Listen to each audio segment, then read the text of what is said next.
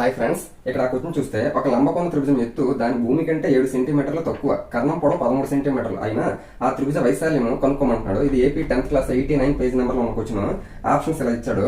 మనకేమో right angle triangle అంటున్నాడు, కర్ణం ఏమో 13 ఇచ్చాడు. ఇప్పుడు ఏమంటున్నాడు, ఎత్తు దాని భూమి కంటే 7 సెంటీమీటర్లు తక్కువ, భూమి ఏమో ఎక్స్ అనుకుంటే దానికంటే 7 తక్కువ, కాబట్టి ఎక్స్ మైనస్ 7. ఇప్పుడు దీని అంతటిని కూడా మనం మామూలుగా అయితే ఏ విధంగా చేస్తాము, మనకు వైశాల్యం అడిగి కాబట్టి లంబకోణ త్రిభుజ వైశాల్యం ఆఫ్ ఏబీ కదా, అంటే ఏబీ అంటే ఈ రెండు మనకు తెలియాలి. ఈ రెండు తెలియాలంటే మామూలుగా అయితే ఏం చేస్తాము, కర్ణం స్క్వేర్ ఈక్వల్ భుజం స్క్వేర్ ప్లస్ భుజం స్క్వేర్ ఆ విధంగా చేస్తే మొత్తం ఎక్స్ కనుక్కొని అప్పుడు భూమి తెలుస్తుంది, దాంట్లో నుంచి 7 తీస్తే మనకి బి అనేది తెలుస్తుంది, అప్పుడు మనం చేయొచ్చు. కానీ అంత ప్రాసెస్ అనేది చేయకుండా మనకి లంబకోణ త్రిభుజం అన్నాడు కదా, మనకి కర్ణం 13 ఉండేటటువంటి కర్ణం 13 ఎక్కడెక్కడ ఉంటుంది, మనకి పైదాగర త్రికంలో మనకి 5, 12, 13 ఇదే కదా మనకి కావాల్సినటువంటి పైదాగర త్రికం, పెద్దదే కర్ణం. కాబట్టి మిగిలిన రెండు భుజాలు కూడా అడిచిన సాటిస్ఫాక్షన్ ప్రకారం సరిపోవాలి.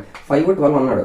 ఇక్కడ చూస్తే ఇది 5, దానికంటే 7, ఇది భూమి దానికంటే 7 సెంటీమీటర్లు తక్కువ, ఇదేమో హైట్. మరి 7 సెంటీమీటర్లు సరిపోయిందా లేదా, ఆ విధంగా చూసుకుంటే సాటిస్ఫై అయింది. కాబట్టి ఇదే మనకు కావాల్సినటువంటి పైదాగర త్రికం. మరి లంబకోణ త్రిభుజంకి వచ్చేసరికి area requirement of AB of into a అంటే ఫస్ట్ 5 ఇంటూ బి అంటే సెకండ్ 12, 2 1 2 6 5 6 అంత 30 సెంటీమీటర్స్ అనేది మనకు కావాల్సిన ఆన్సర్. పైదాగర త్రికం ప్రకారంగా ఈజీగా చేయొచ్చు.